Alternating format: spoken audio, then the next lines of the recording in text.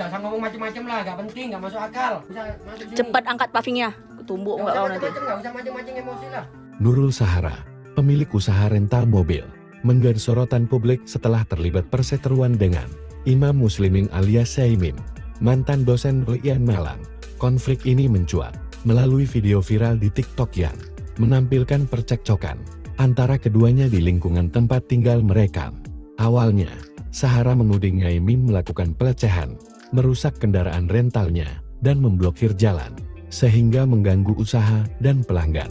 Namun, opini publik berbalik setelah terungkap bahwa lahan parkir rentalnya merupakan bagian dari tanah wakaf milik Syaimin, sehingga tuduhan Sahara dinilai sebagai framing. Dampak konflik besar bagi kedua pihak.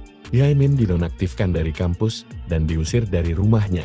Sementara akun media sosial Sahara dan suaminya dibanjiri komentar negatif hingga keduanya memilih menutup diri dari dunia maya.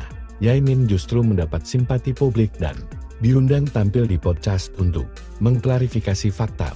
Di luar kontroversi, Nurul Sahara memiliki latar belakang pendidikan tinggi, lulusan Magister Administrasi Publik Universitas Brawijaya, sedang menempuh program doktor, serta berkarir sebagai asisten peneliti dan dosen paruh waktu. Ia menjalankan bisnis rental mobil bersama suaminya, Muhammad Sofwan. Kasus ini menjadi pelajaran tentang dampak, framing dan cepatnya opini publik terbentuk di era digital.